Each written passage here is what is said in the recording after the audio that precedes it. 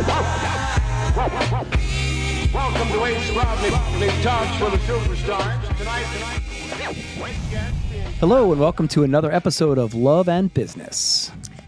I am Britt Arnold, president of Tagler Construction and Supply. And I'm Mick Arnold, president of Arnold Packaging and Arnold Automation. And today we are going to be getting into big life transformations and how to navigate them when they seem to be all happening at the same time. And I like the idea of silver linings and finding growth and opportunity in these challenges. And why we decided to do this topic is because it's very relevant right now. Yeah. And we are in the middle of quite a few big transitions and transformations even. In that, obviously, we've talked many times about having a 14-week-old as of today at home, and then also going through some major business transitions. Mm-hmm. And it seems like a lot is happening all at once, both very good things, and then also seems like we're taking punches, as you said, from every angle. Mm-hmm. And we were, sometimes I think it looks like these are a bit rehearsed. We've thought about these topics. We're coming here all cheerio and everything's great. And we have all this figured out as we talk about it. But today, we don't have any of this planned. We're talking about it, as I said, because it's relevant. It's smacking us in the face real time. And this is gonna be a bit of a riff, mm-hmm. not rehearsed. Not that any of them are rehearsed, but they're a little bit more structured. Yeah. So I just want to this is some therapy for us, some therapeutic time, and to work through it live. Yeah. So you are going to probably see some pauses, some things that don't come out grammatically correct, because I'm trying to process literally some things that have happened just in the last 2 hours. Yeah. So likewise. But I do think the one thing I'll say, I do think you and I do a pretty good job of when we're going through some really big transitions and challenges of being able to identify what's happening and turn them into something positive. Mm-hmm. And I do feel like we do that. And I'm hoping we can continue to do that as we work through some of these stuff.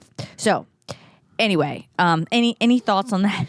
No, very long introduction. No. I think just to echo what you said today, which is a little atypical for how limited to no prep. I mean, coming straight into the podcast room, but with the idea of the show must go on. Like it would have been easy to quit and or not shoot this episode today and say we'll catch it another day. But instead, we said, you know what, this is part of what being an entrepreneur looks like. This is what part of running a small business looks like, and we need to get our ass in that podcast room and share exactly what's going on right this second. Yeah, it's funny you said that, because one of the things I have on here is abandonment, as I was just jotting some things down right when we sat down, because that when a lot of things are happening at once, especially big life transitions, and I would say having a 14-week-old big life transition, and then some of the things that are happening in our businesses are potentially really big transitions.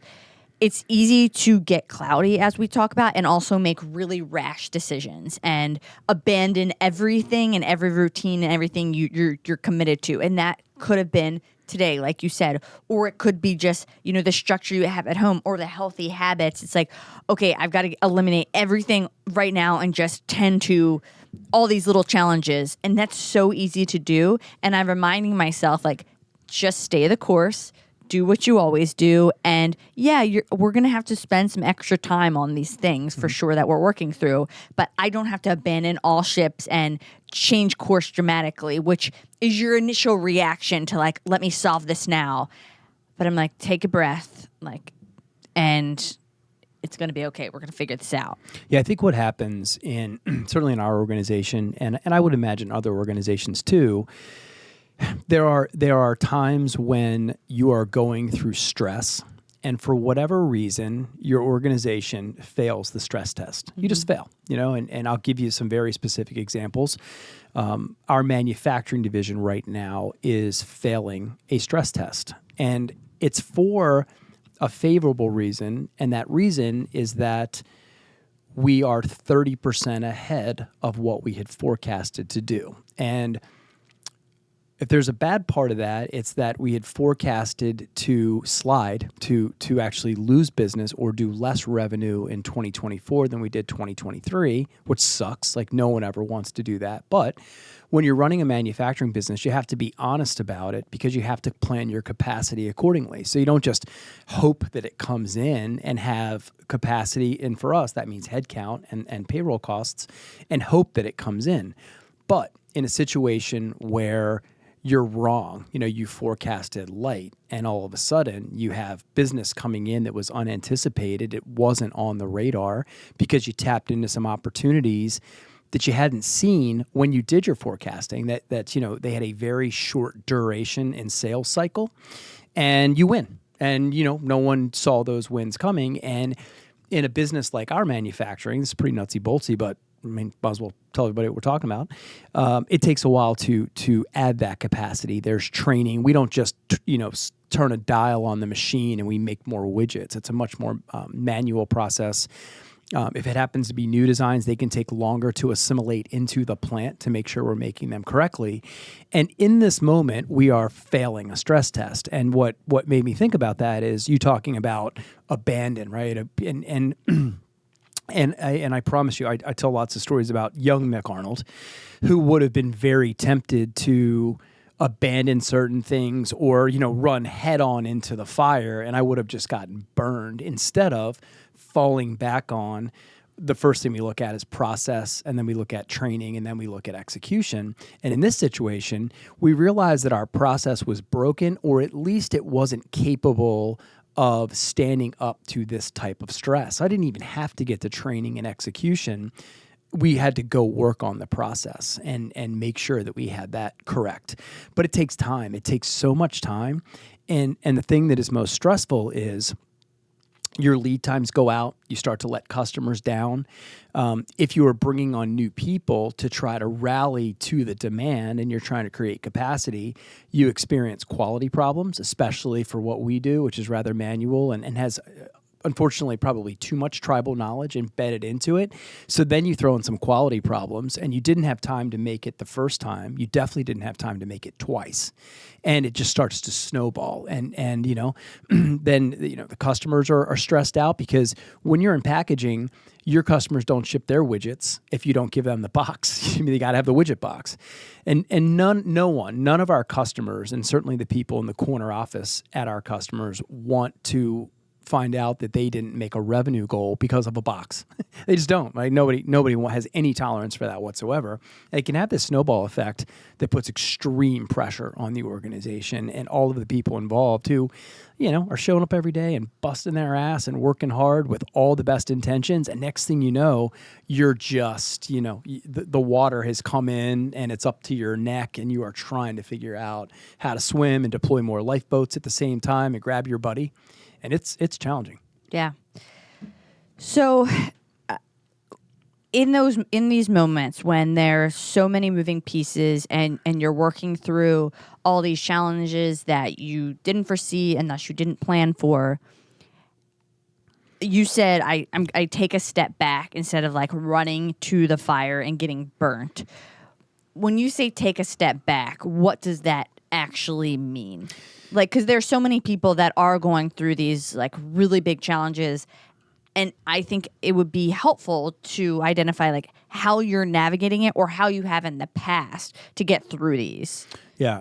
So in this case, taking a step back is exactly what I just articulated for a second, which was looking at the process first. It's I think a lot of people would assume that when you're 91 years old, that all of your processes are solid and maybe even bulletproof. And they're not. The world changes too fast. There's far too many things that are dynamic, including the humans that work in those processes and the turnover that happens inside of businesses and that whole part. So the first thing is to step back and look at the process. And we quickly identified that our process was never really built to handle a 30% I say miss in a good way, right? We missed we under forecasted by 30% and applied or assigned those resources. And part of those resources was the process that we were going to run and the resources we were going to make available. And the first thing is to just start looking at the process. And probably going to be some athletic references today, so I'll apologize. But really looking at the playbook and the players and the plays. And that's exactly how we refer to it. And I tend to borrow a number of things in moments like this that are very relatable. So the first thing I said to our team is, look, our manufacturing division right now is in intensive care. And when you have, and that means something to everybody. If I say that, it means what? It means that you pay a lot of attention to it. Mm-hmm. It means that your communication around the patient goes up, right? Mm-hmm. Nurses don't just walk by each other. They stop and they articulate what's going on with the patient. And they do it in a way that is far more intentional than if you are stable. It wouldn't have not this. So the first thing we do is we declared the patient in a state of emergency in intensive care, and then we started to communicate around it. And then as we started to look at the symptoms, and we got to process and started to realize that some of our symptoms were being caused by faulty process, which either means that our playbook was off a little bit, and in this case, we realized that we didn't have our players in the right positions. The good thing was we had the players. I mean, sometimes you recognize a position that's unfilled and you don't have a player, and that's hard because now you got to go find a player and you got to develop the role. Fortunately for us, we had players. We just didn't have them running the right plays. So that slow down piece there is okay. Let's assess where we are and let's get the patient into intensive care, and that means a high level of scrutiny. So what that means for us is we already have a Monday operations meeting, so that now is woven into. We have check-ins Tuesday, Wednesday, and Thursday from 7:30 to 8:05, and we go through an agenda that is timed to the minute. 7 to 7:05 we talk about, 7:05 to 7:10, and I'm telling you, we stay on point with this schedule. And early it was a mess, 45 minutes, hour, it was a mess, and now we have this cadence going where we are hitting those marks in those conversations, some of which are 5 minutes.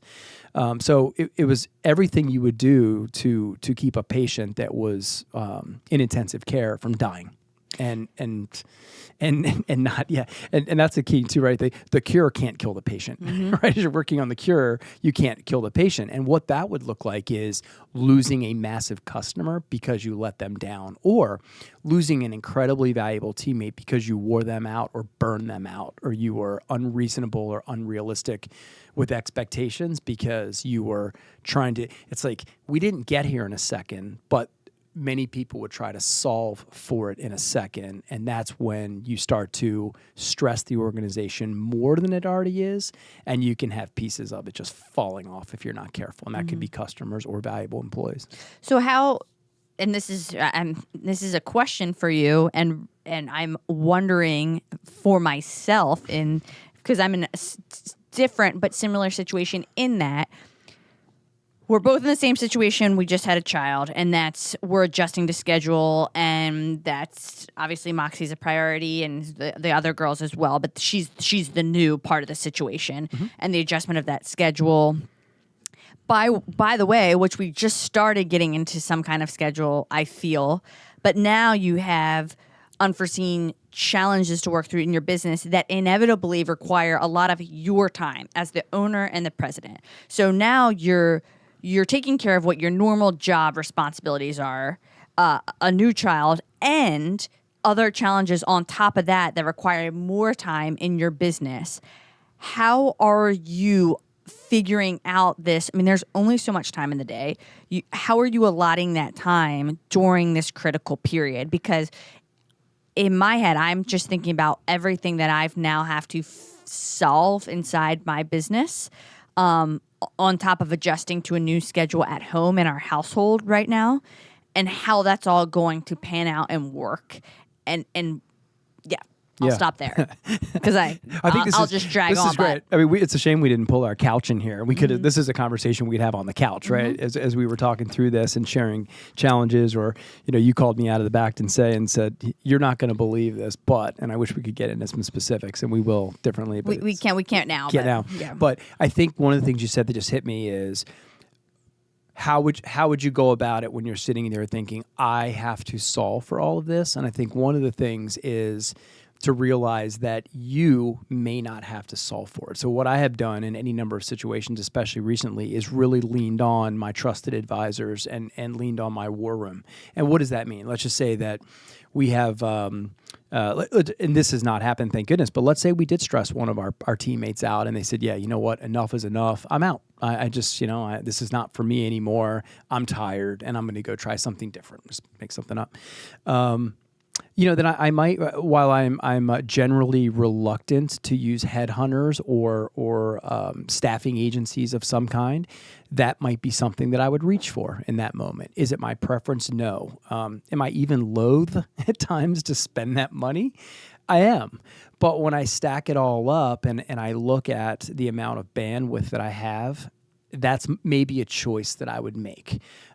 Then the next thing I do is I reach out to my 2 or 3 most trusted advisors in that space, whatever that space is. And for me, it can be a lot of different spaces. We have a financial space, and we have a manufacturing space, and I have 2 to 3 people that I trust in each one of those disciplines, and I call them immediately. And I was on the phone last night with both of them working through different challenges. It sounded like this, right? You're not going to believe this, but, and that's how I felt. I mean, some of the things we've worked on blindsided me. Shame on me. Should try to never be blindsided in your own organization. But as you get larger and you have, more people and you're trusting, processes and responsibilities to a larger group, then you don't watch everything. You don't have I had my direct fingerprints on so many things for so long, and that changes as you grow. And I would say, shame on me for not seeing it.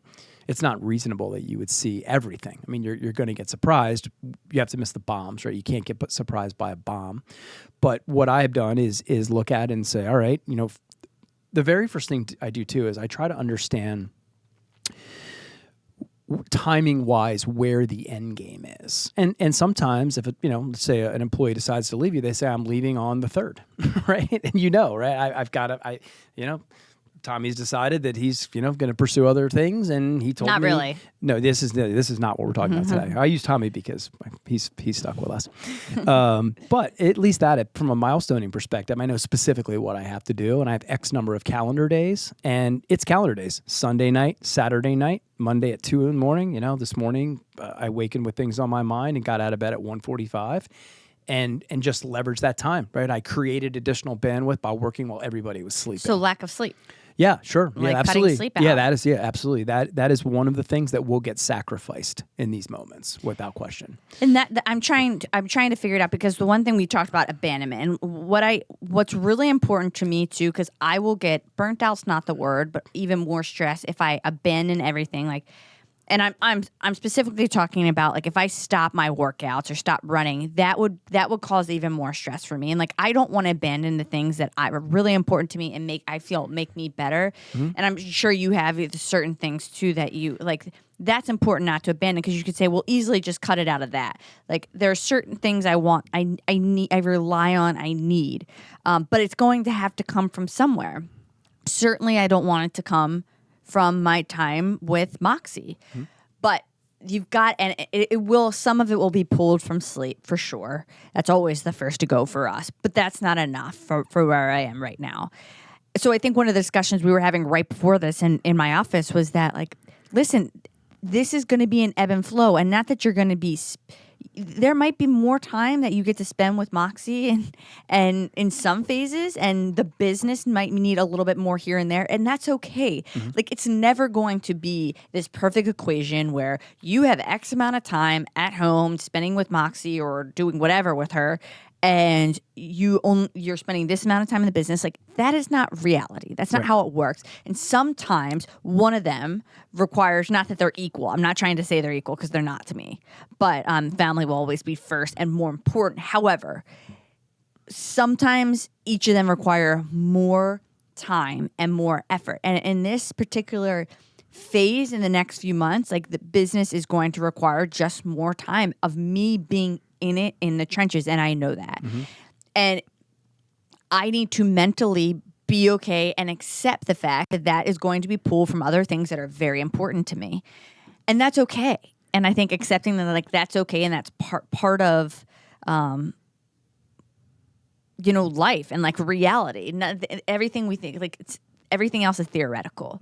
But in that adjustment, and then how can I make those shifts in my time and where that time's allocated in a way that gets me to a point where I'm not only adjusting, but I'm thriving and I'm coming out better for it. So in the time where I'm dedicating the extra time and hours in the business, how am I making it better than it was during this challenging moment? And I think I always want to come out better through the struggle, come out better, the silver lining, as we're calling this. Yeah, and I will tell you the other thing that, with the older girls, here's an example. I actually will lean on them a little bit in spots where, while I might be missing some time to spend with them directly when we both get into these situations, but I'll call them. I'll call them more. I'll send a text. I'll send a text that I might not have because I had seen them, and I actually tell them what's going on. Yeah. Right. And that's something that can be beneficial. I mean, there are times as a business owner that things are sensitive and you can't just share them openly because there's timing around them, or you're trying to work on a strategy because something's happened that could be destabilizing to the organization, whatever that might be, and you need to have a certain amount of it figured out before you socialize it. The girls are in a cool spot because I can socialize almost anything with them, and at this age now they're starting to get it, and I think it's, wow, Dad, we'd love to have lunch with you, but that really sounds important and critical, and we're not going anywhere, and we'll be here on the other side. And that's been helpful. So I would just say, when appropriate, share those challenges, share them with trusted advisors. And I don't think anyone expects you to be perfect, and that it's certainly reasonable that at 91 years and as a startup and then into the 8-year realm and the evolution that you're in, it's going to suck at times. And I think I wasn't raised this way. Certainly my father would probably be strongly against this, but it's okay to tell your trusted advisors, it sucks right now. This sucks. And guys, my buddies I was on the phone with last night, I told them, I said, man, it's been a little bit of a grind around here lately. We're going to get through it. And I will tell you, I have called a lot on our Refuse to Lose episode, that one. Yeah. And that one has reminded me a lot of things where it's just like, I'd really prefer not to dig into this personally right now. I don't know. I feel like my time is spent better elsewhere, but those weren't that moments. I mean, I am dirty every day I come home. I am on the plant floor, and I am putting boxes together, and I'm checking tolerances, and I am swinging a hammer where appropriate, and I am training and teaching. If I see 2 new employees working on something and it looks like they're a little off with their craftsmanship or how they're approaching, I will stop and introduce myself at times. I mean, some of them are so new, I haven't passed them in the plant yet. I will stop and introduce myself and say, let me show you a couple things about box making. Here's what we've done historically and been very successful, and this will probably save you a little time, have a better outcome, and could even be a little bit safer for you. So I have been in the weeds to that level for the last 30 days. Yeah.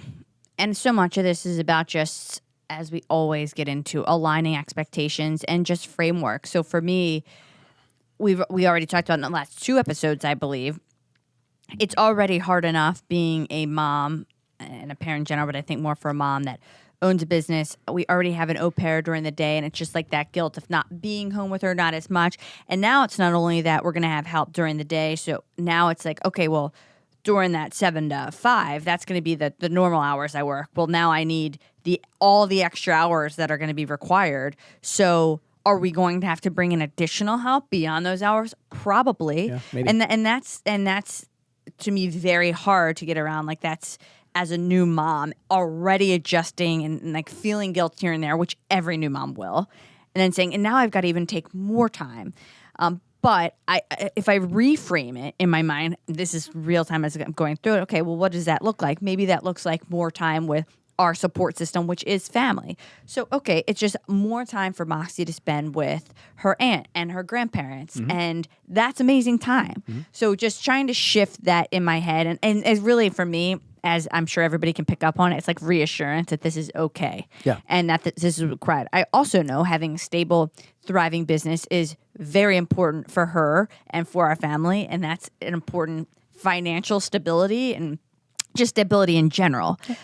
So your mental health, right? I mean, you thrive on being in the business world and Definitely. competing in the business Definitely. world. So as hard as it is at times, your mental health is benefited by being in the game oh yeah. versus out of the game. And I've talked about having other like wanting to run an ultra marathon, and like I don't want to change the goals and everything, but I have to figure out how to make it all work and do it in a way that is beneficial for everybody, and that I can without feeling like tremendous guilt in doing it. And that's what I'm working towards. And I don't know how it's all going to shake out, and I don't know how it's all going to get done, but I know that we will make the adjustments together as a team. And that's why it's great for you and I to be in similar positions at all times, or at least understanding very, very intimately of what each are going through and our businesses and our home life, that we can work together through it and make sure we come out on top in the end. Yeah. The thing that I think too that I struggled with early too, when it dawned on me. And listen, there was noise. I'll stay on the manufacturing piece because I think I hope the guys listen to this because we've been living it together. And I think I had to really reset myself on. One of our values here is positivity, and I promise you, I was not positive for any parts of that. And I think I showed up.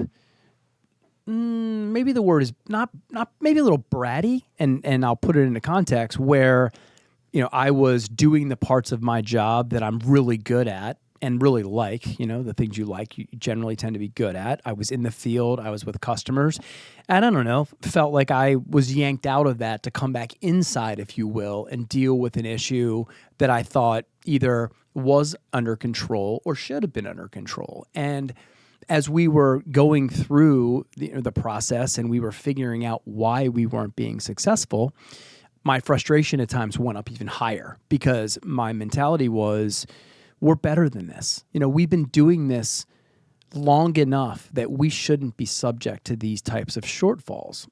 But if I look at the team and I look at, the collective experience and the low end and the high end and the average, who gives a shit how old you are? It doesn't matter if you're 91 years or, there's companies that could be there 91 months that have more tenure than we do at any moment, and they are out executing us and their processes are better. And I had to really dial myself in on the positivity because I was a bit of a brutal asshole in spots, and our teams are pretty tough and they're pretty resilient, but they were feeling it. They didn't want to suck. They weren't trying to get it wrong or put the business or certain customers in jeopardy. So piling on at that moment was the exact wrong response. So it's in this moment, just have to stay positive. And I don't mean Pollyanna positive, like like hope is a strategy. It's not. Hope is not a strategy.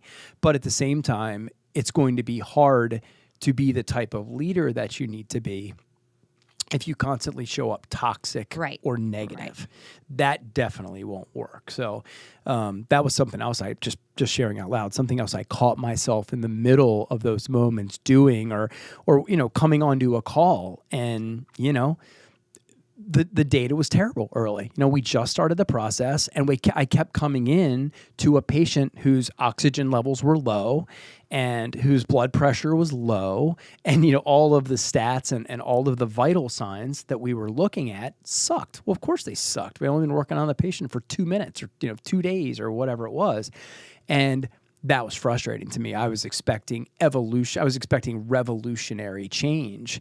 And that's wrong. And I finally said, what, guys, we didn't get here in a second, and we're not going to fix it in a second. And I need to change my outlook around this, and we're going to do this together. I think it was so bad. I gotten so bad that some of the teammates felt like their jobs were in jeopardy, and they weren't to me. Like they weren't.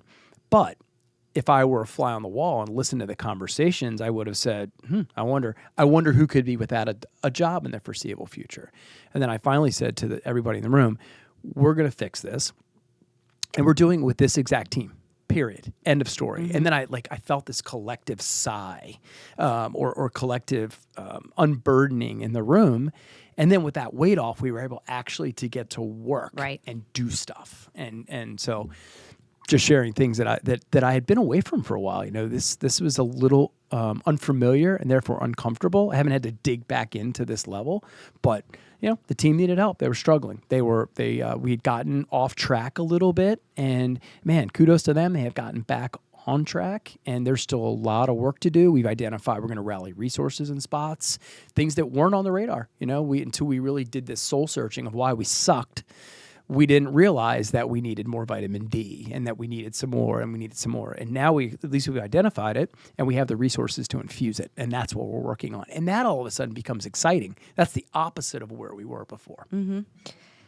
Yeah, I think it's really important too to emphasize that, not Pollyanna, because you have to be realistic. I think you have to be honest and realistic at what you are the diagnosis and what you're trying to fix. However, every person on the planet has the ability to stay positive. Some situations and people have way harder circumstances than others, but that's in our control.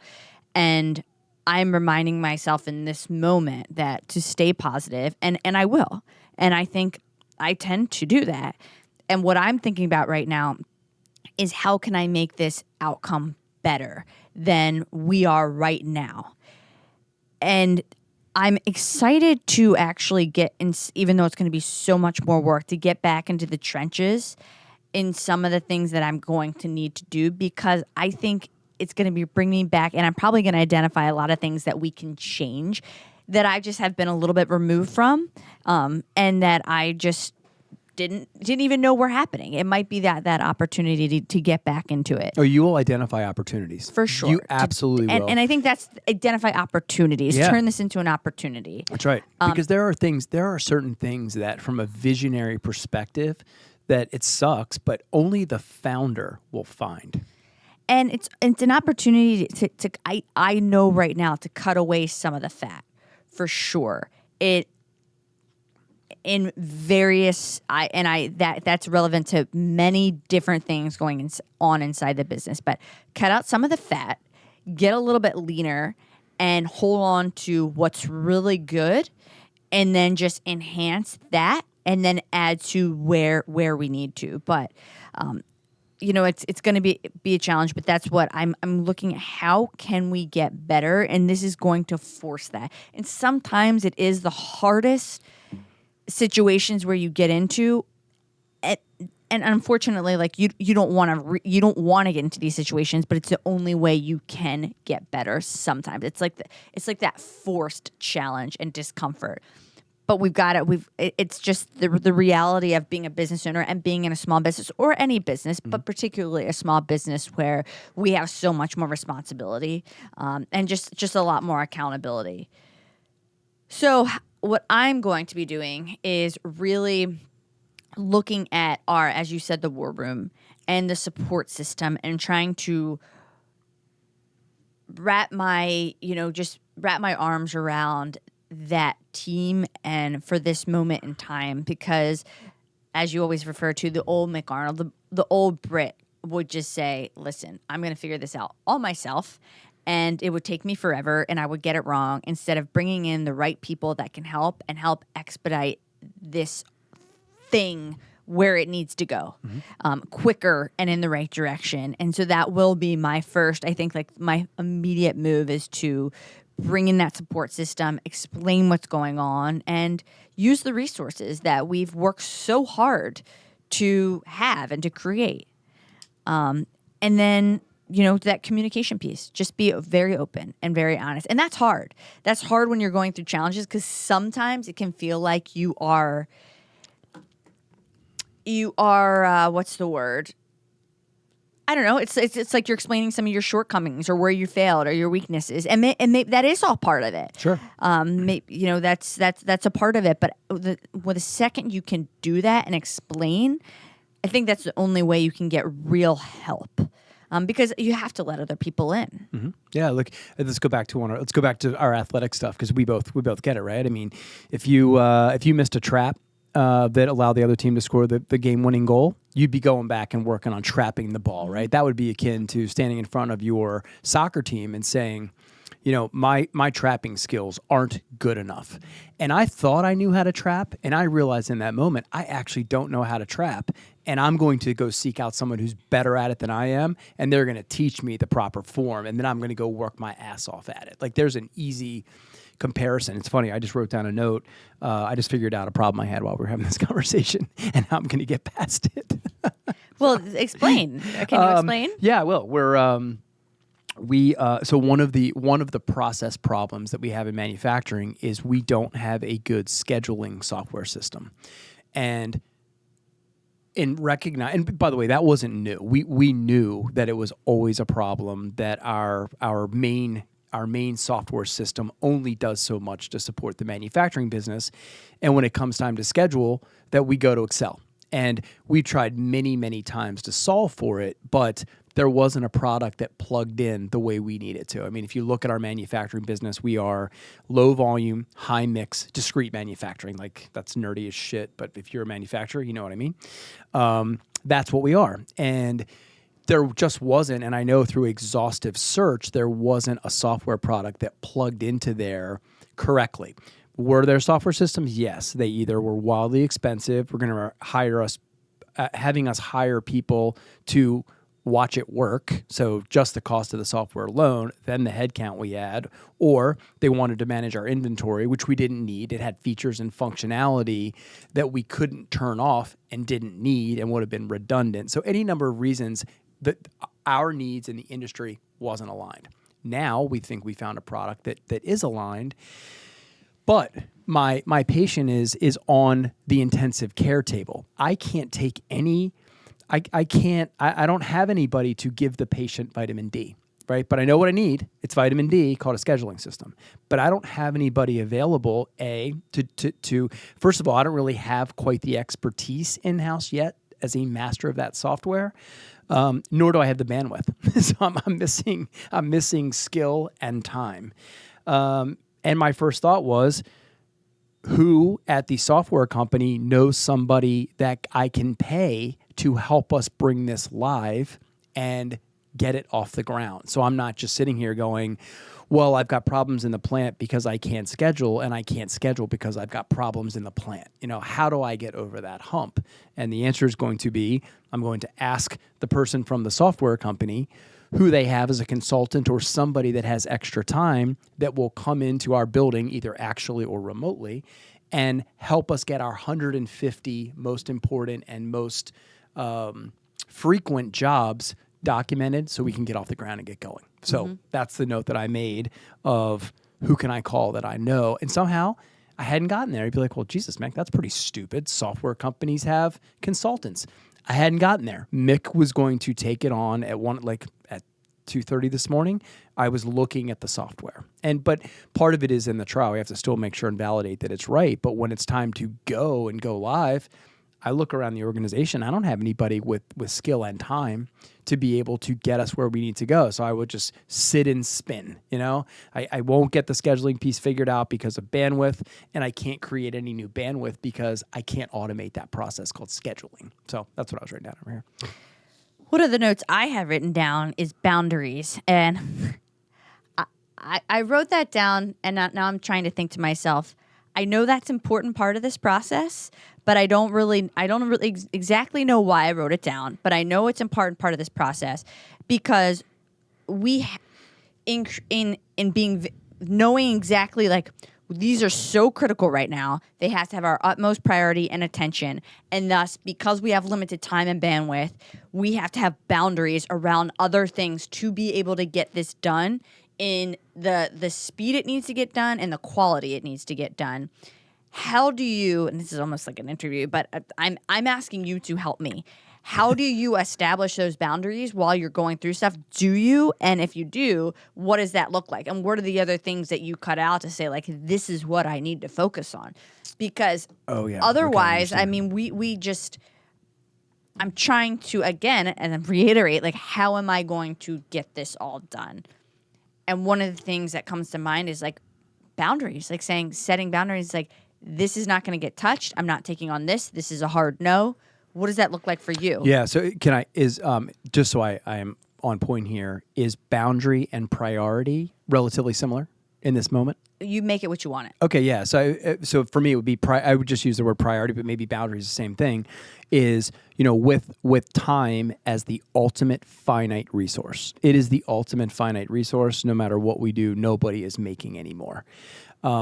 It becomes about priority, and I'll give you an example. Right, we've talked. I have shared my singing adventure on our podcast a lot. Well, I have not been to a singing lesson for a very long period of time. And it was because, Mox was getting ready to be born. Summer was coming. I wanted to be able to, the girls were getting out of school for the year in college, and I wanted to be able to spend time with them. And I just wasn't willing to spend 2 hours, 30-minute drive each way, plus an hour there. I just wasn't willing to take that 2 hours. As much as I enjoyed it, there were things that I enjoyed more and were way more important. So that's an example of something that went to the sideline. Maybe it comes back at some point. Maybe it doesn't. It's going to depend on my availability of disposable time and something that doesn't look as finite as my time right now. So that's one thing. There are certain things, like you bring up the point about things you have to do that are so critical to your mental health. Whatever those are for me, I might decrease them a little bit. While if, with all the time in the world, I'd like to do it for 2 hours. I'll just make something up. It might become an hour. It might become an hour and a half. I will change that, or I will do something to create bandwidth. Sleep will go. We've talked about alcohol, something on here as one where, it's certainly wonderful and a great way for us to blow off steam, but we're not at our highest level of productivity on Saturday after a really fun Friday. And part of that's age and whatever else. So that's a choice that I might make on Friday to make sure that I'm absolutely at my sharpest on Saturday. Either I get up at the same time I do on a weekday, or I'm not foggy or hazy or not dozing off or feel the need to take that nap. So those are all the types of things that will come under a very high level of scrutiny.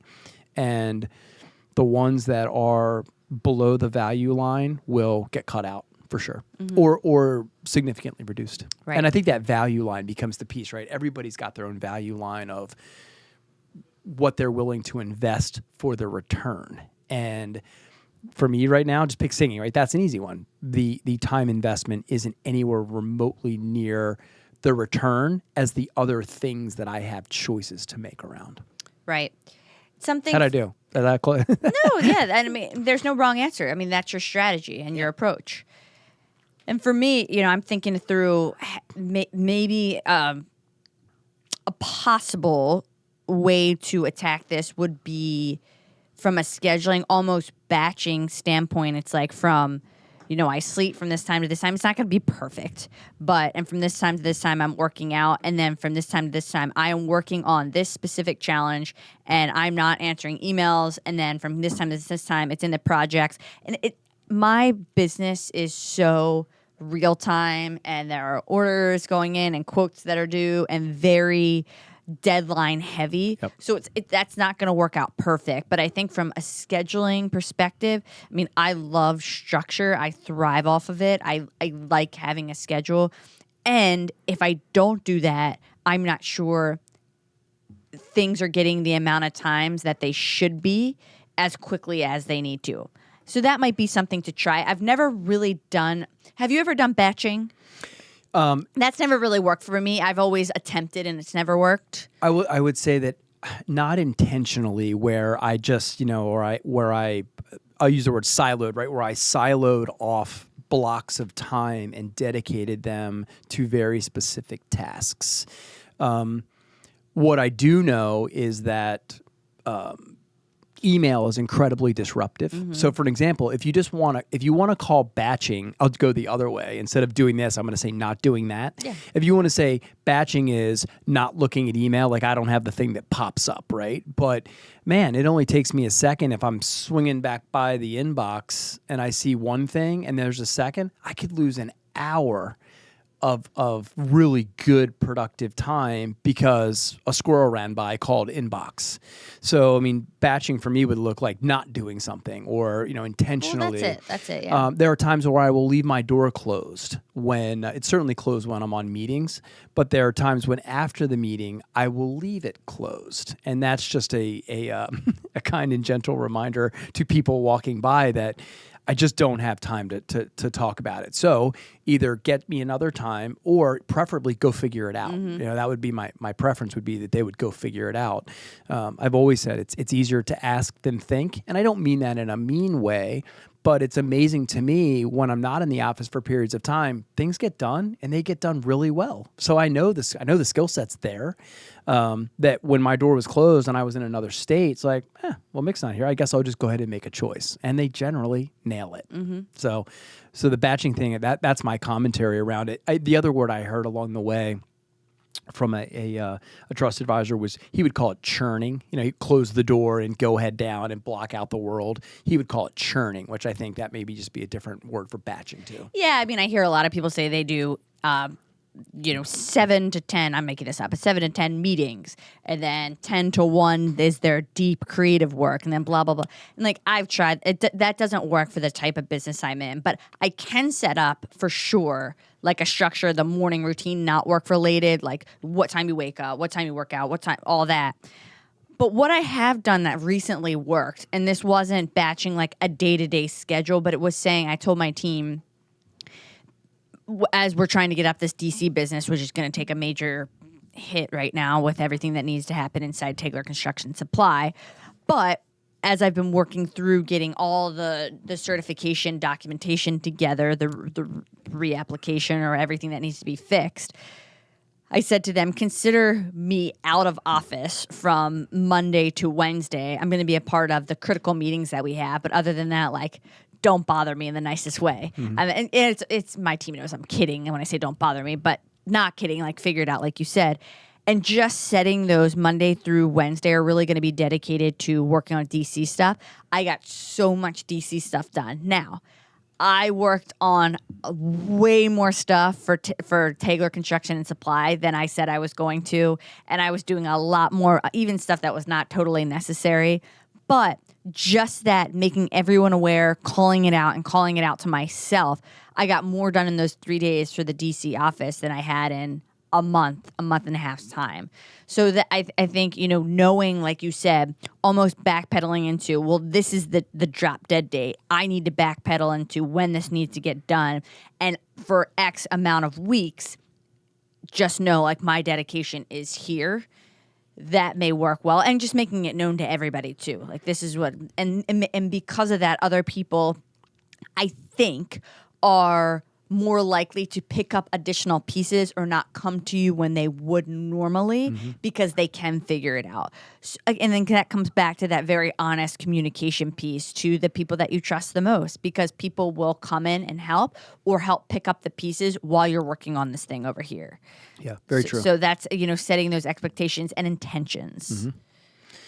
Yeah, well, our audience has gotten to watch us figure this out real time, because so much of what we're talking has happened in the last, hour or 2 or 10, right? I mean, for both of us. And the other thing I will say is I do a much better job of letting things marinate now too. I love, actually, you came up with the idea of responding versus reacting. And that, or you brought that idea into our podcast. Right. And that's something that's been super valuable lately. I would have called it marinating or whatever, but in those moments it's okay, let me get my head around this. Let me get some clarity, which also for me means call a trusted advisor. And a lot of times those trusted advisors will listen to me talk to me.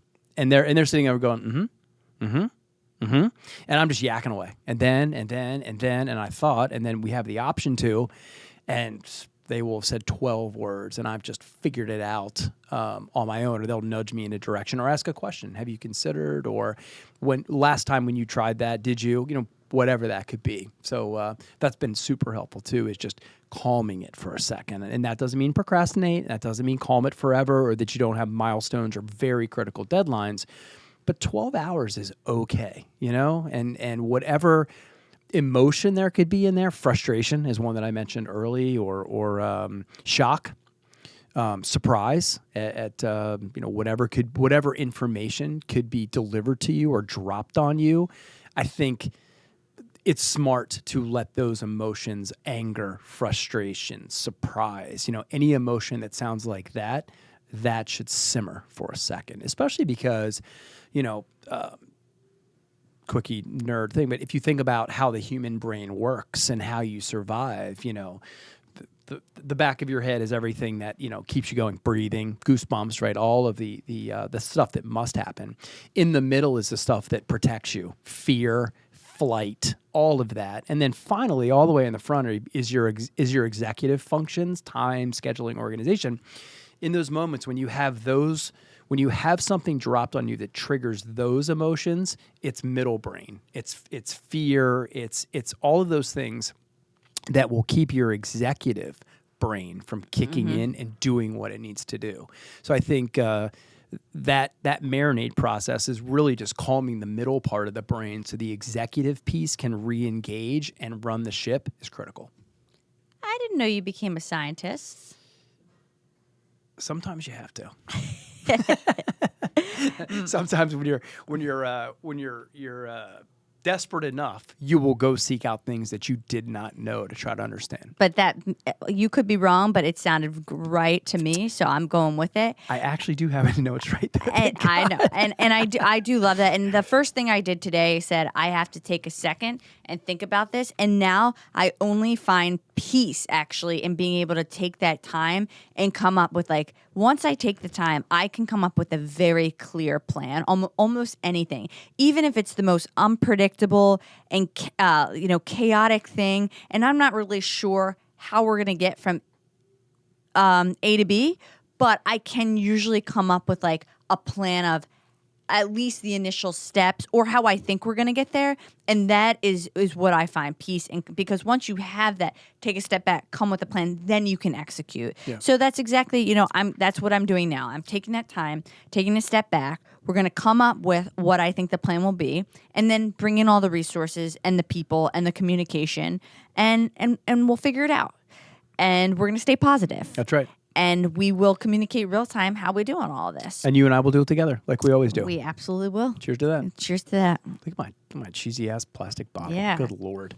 Terrible effort on me. Yeah. I told you I ran in here last minute, though.